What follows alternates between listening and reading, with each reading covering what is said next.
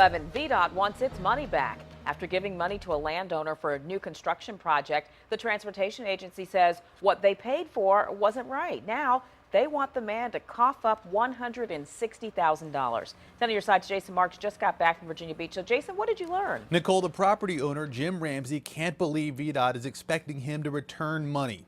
He compared it to buying a car only to find out that the dealership wants more money after you paid for it. When we first moved in here, this is basically like the country. Jim Ramsey has lived along London Bridge Road for 30 years. His land has been in the family for more than a century.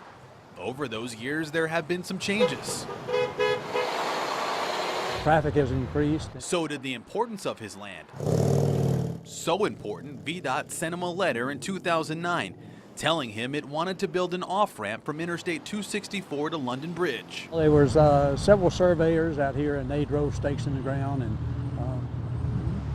then once they put the stakes in the ground, we decided or assumed that that was where the road was going to go. As part of eminent domain, VDOT took a chunk of the Ramsey property. The traffic is on my property, or what used to be my property. VDOT had the land appraised and offered the Ramseys $250,000. Through a process called Quick Take, VDOT took the property and put the money in an account for the Ramseys. And the owner has no say in that price. The only thing the owner can do is challenge it later in court. The Ramseys thought the land was worth way more than $250,000, so they challenged. Zip ahead to 2013. That court date still hasn't come. The off-ramp is open, and Jim Ramsey lives with this every day. There is nothing you can do. And I understand them taking the land because they have to have roads and different things like that to serve the public. As part of the law, the Ramseys got to spend that $250,000. Sounds good, right? Well, not exactly. VDOT has since had the land reappraised, and this time only for $90,000.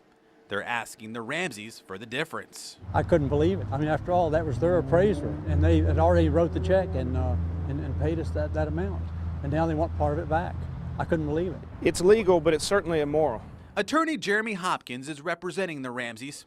He was just as shocked as his clients. It's like paying somebody a price for something and then coming back and telling them that they need to pay you back because you messed up on the price. VDOT wants $160,000 back. Well, if we had to pay it back, it would be devastating. Like I say, we already have that money invested. The Ramseys couldn't fight to save their land, but they are fighting this, fighting to decide what it's worth. It's just not right the way they're treating people. And at the end of the day, sure, it could be worth $90,000 now. Mr. Ramsey, though, argues the property is only appraising that low because of what VDOT did to it. He lives surrounded by traffic. And would you want to live there? Well, that's what a jury will decide when the Ramseys have their day in court this February in Virginia Beach. Jason Marks, 10 on your side.